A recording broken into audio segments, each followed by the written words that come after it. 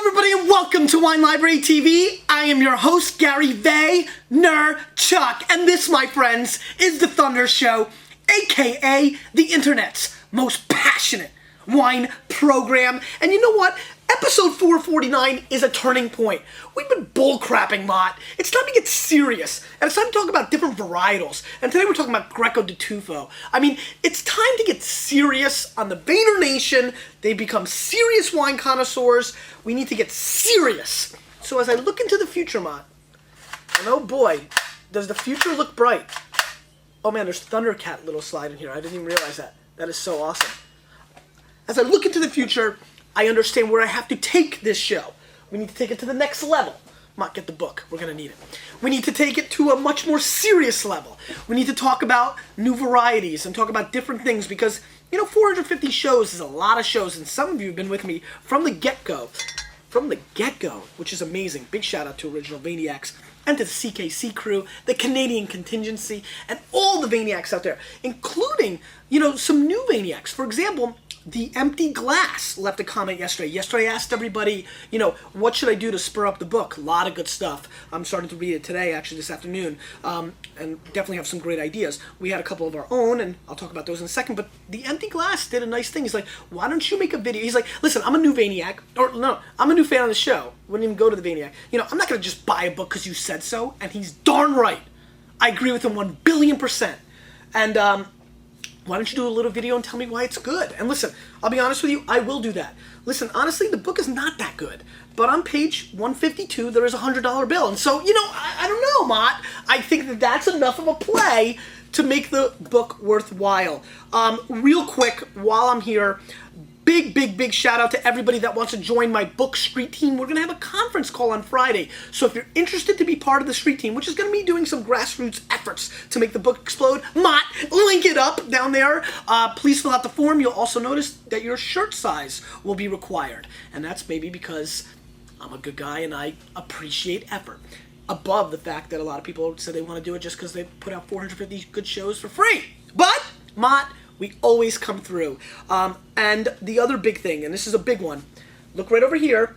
I know the iPod fans are real pissed right now, or if you're watching on Vio or Vidler or YouTube or wherever you are, but if you're on WineLibraryTV.com, right over here, you'll see that we've created some Gary Vaynerchuk 101 Wines book widgets. So if you want to put it on your MySpace or on your blog or anywhere else, if you'd like to get a widget for the book to show your support, show your love, I'd really appreciate it. And please email me the link. Email me the link of your blog. This way I'll get to read your blog as well, and that'll be cool if you put one up. I'd like to check those out over the weekend. But enough with the book stuff. Enough with the book stuff. It's so I'm sorry. I don't think I'm being that obnoxious, but it's just so exciting. I mean, it's a big deal. My parents are so happy. Russian immigrants, you know, this is crazy stuff. Enough with the book stuff. Let's get into the vino, which I'm extremely excited about. Excited about.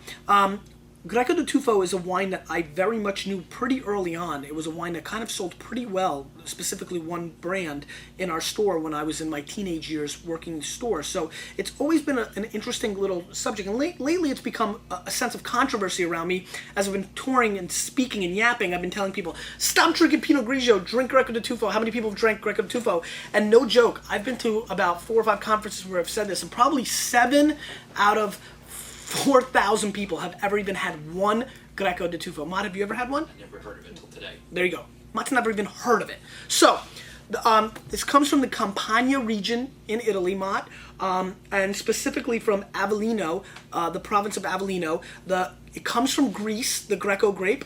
Greco Di Tufo is a very interesting, crisp, clean wine, very high mountain range, Mott, 1,500 feet in the air, northeast. I think we'll look that up. Northeast exposure, very mineral-driven wines, very crisp and clean, great with seafood, great alternatives for people that love Sauvignon Blancs or Pinot Grigios or those crisp white wines. If you've jumped on the Albarino train because of WLTV, this is another varietal that a variety of wines, a type of wine that I desperately want to bring to your attention. So I'm going to get real darn serious.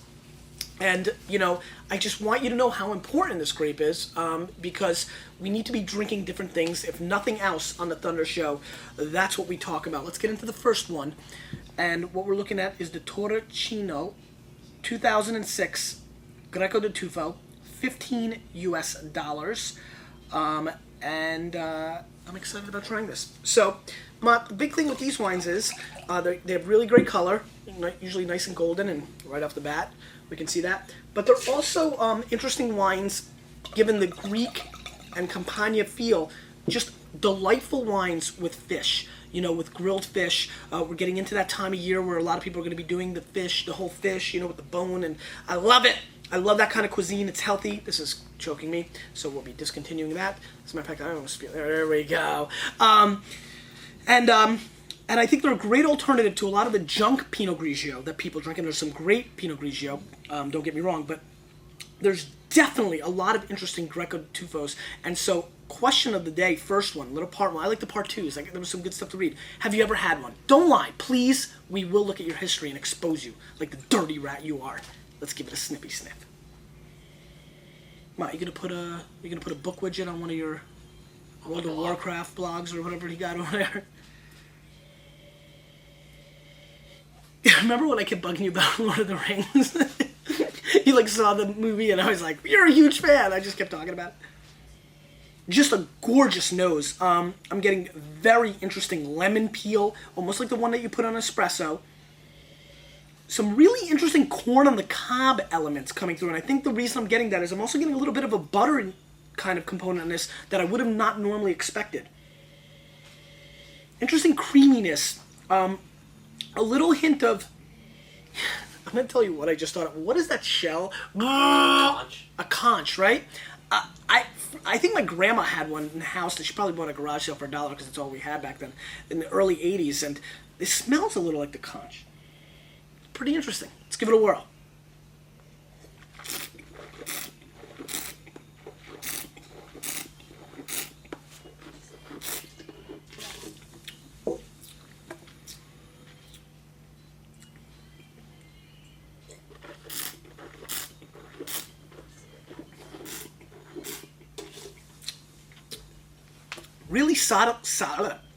Really solid acidity, really grips your palate. Great transition on the front from this lemony kind of thing to more of a grainy component. I get a lot of lime. I do get a little buttery kind of, you know, lobster is what comes to mind, you know, between the shell and, it's weird. Like, this is a wine that I call a lobster. I get a shelliness kind of thing going on. I get the butter that you normally pour on and the lemon juice, right? I mean, that's how you eat lobster. I can't wait for all the purists to come out. Well, you don't put the butter and the lemon on the good lobster. Are there lobster purists, Mott? Probably. Are there lobster purists? Anyway, this wine tastes like a lobster. I don't know what else to say. It doesn't taste like lobster. It tastes like the additions that come along with it. Great acidity. I mean, it's still burning my mouth. Is that a little high on the alcohol, possibly? 13.5. It's funny, the butter aftertaste, I'm shocked. I really thought this would be crisper and less buttery. There's a little passion fruit. That's nice. Pop. Not my dad. Chris Pop. Order department. Ask for him next time you order. Just give him a big shout out. It's going to be funny. Please do that. That'd be awesome. Yeah, I get a really interesting passion fruit on the nose and the flavor profile in hindsight.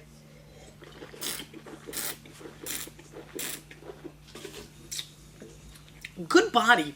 There's a little zing-zing on the finish that could bother some people. For me, it is a well-made wine. Gets a little stony on the end too, which I like. Very oceany. I don't know why I can't get around that. I'm gonna go 88 points on this wine. It's adequate, textbook. Let's go 87. Let's go 86 plus. I'm gonna be tough today. I'm just, you know, because Mott, I said in the beginning, it's time to get serious. I mean, we fooled around for 449 shows. It's time to get real serious. Aminea, 2005 Greco Di Tufo, which is a DOCG, by the way. 88 points, Robert Parker, 16 bones. DOCG is a classification in Italy. It's serious. Look it up. It's fun to look up. Anyway, great color. it's a good time to pour a little bit out for all the Vaynerchuks that couldn't be with us. The ones that we've lost along the way, we'd like to get them back. Oh, Mott, you got wet there, huh? Don't cry. Sniffy sniff. Now this is different. This smells like the inside of a BMX tire. You remember the BMX bikes? If you ever popped a tire, it smells like a tire. Mott, smell this. I'm not even kidding. This wine smells like a tire.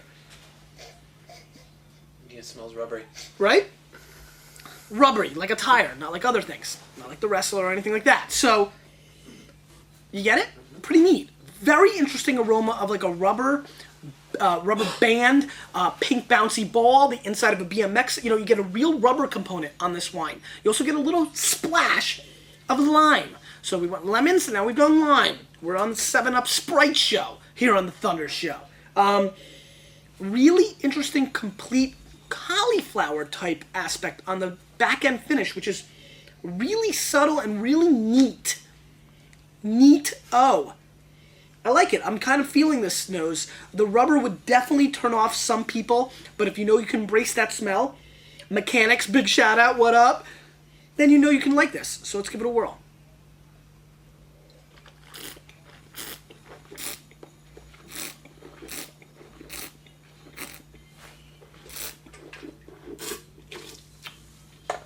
Now this is much lighter than last wine. Almost comes into your mouth and expands like a cloud. Very light, very subtle, very elegant, and kind of prissy. Maybe like a stuck-up bitch. You know, kind of a little bit angry with it. I don't know. It's just kind of light, very light. I'm surprised by the lightness. Yeah, like a Hollywood actress that weighs 87 pounds and thinks that's right.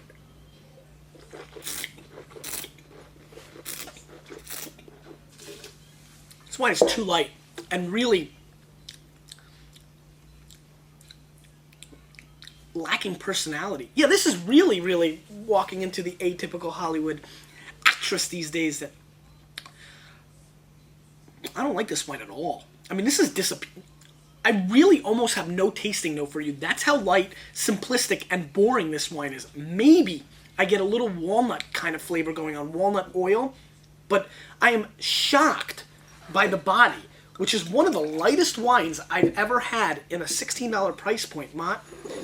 Again, I'm having fun kind of like seeing where you're at with this stuff. Just non-describable, disappearing. I like to call these kind of wine a Casper wine. Just disappears off the palate. I mean, how light is that? It's like vitamin water.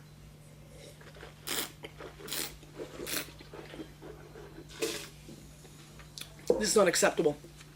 I'm going to score this wine 72 points.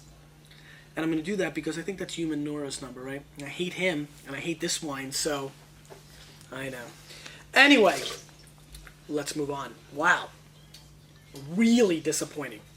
Actually, the one that has probably the biggest track record of the bunch that we have here today. Again, remember, Greco Di Tufo is a really interesting wine. I think you want to drink them within the first couple of years that they're released. You know, 2005, 2006, 2007 would be nothing under 2005. Do not buy any 2004 Greco Di Tufos. I'm going to try to give you more of these kind of fun facts on the show. I'm going to try to get a little bit more focused myself. I mean, having fun is great, but I want to help you. Really great with fish. I'm telling you, if you eat Mediterranean, these are wines that are going to absolutely blow you away. Salmon. I mean, you want to have something with a bagel and lox on a Sunday brunch, and I'm telling you, a Greco Di Tufo goes there. They're also very high in acidity normally, and are wines that I highly, highly recommend for porch wines because they're very drinkable by themselves, but also go with food. Anyway, if you have somebody that is addicted to Santa Margherita Pinot Grigio or to, you know, other Pinot Grigios out there that are in this kind of price point where you can, not under 10, more of like $15 price point and higher, please go out and find a Greco. I think you could do really well. Petilia, the Petilia is $14 US, 2006. Let's see what's going on here, Mr. Mott. How'd you like the viewfinder? That was a nice little touch, right? Retro. Retro. Sniffy sniff. And again, we're going very rubbery. This is also very rubbery, a very common characteristic. This is also a little bit more smoky. This is honestly, no joke, a junkyard fire. And I'm talking about a crap load of tires straight up burned to the ground. You know, what you could get away with in the 70s in America. You just do that in your yard and not get into any trouble. Right, Mott? I mean, it's crazy how much society's changed. But I get it. I'm all for it. Green. It's my color. Mott, smell this? Tell me this is not burnt rubber. Oh, Obvious, right? very obvious. This has been a good day. My palate's ripping today. I tasted some wine earlier. I'm really in the zone. Let's give this a whirl. Nothing else to tell you. Burnt rubber, like smoky, burnt, like you drive the Jersey Highway in the 80s, you'll know exactly what I'm talking about. Let's give it a whirl.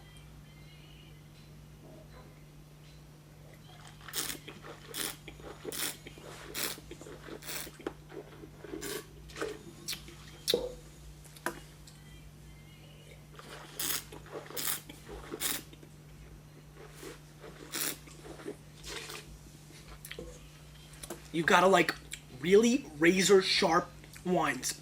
Riesling fans, pay attention. Because the switchblade is out and about. And it's cutting right down the middle of my palate, and I love it. And it's coming right down the middle with asparagus top flavors, really subtle celery coming through, so we got a little vegetal with this wine. It counters with a little bit of like a green melon, honeydew, cantaloupe kind of thing going on. The rubber is still there. And it, you know how you can think real quick when you're doing things? I was saying to myself, wow, if the rubber would blow off, this would be a much more popular wine across the board.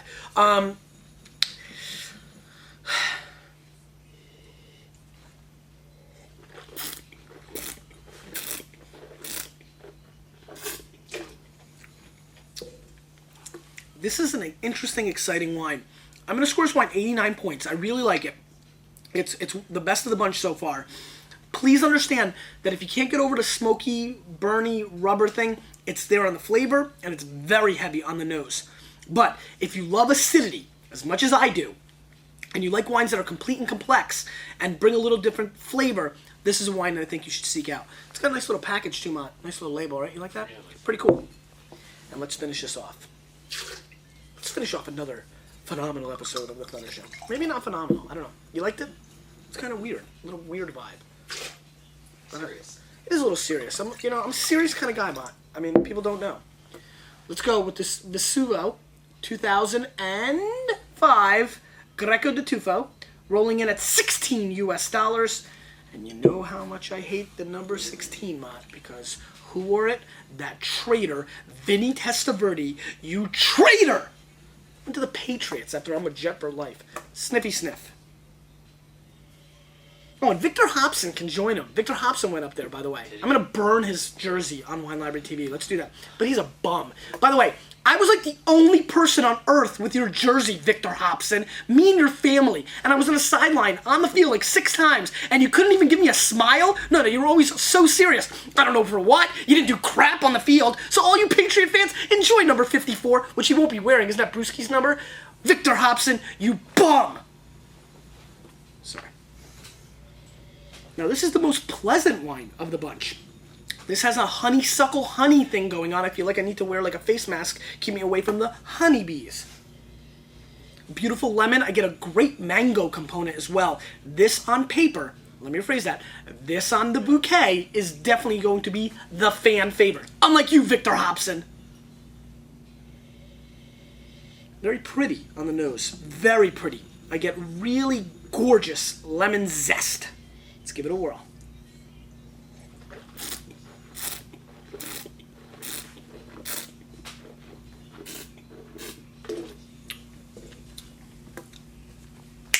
Bingo. Interesting. Very interesting.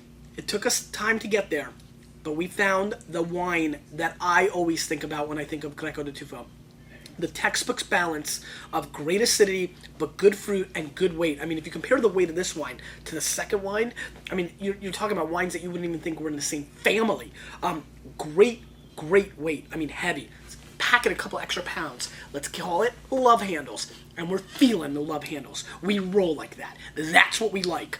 It's got gorgeous mangoes. Just beautiful mangoes ripping up and down the entire palate. I'm still tasting this wine. lemon peel. Again, another huge characteristic. Just beautiful.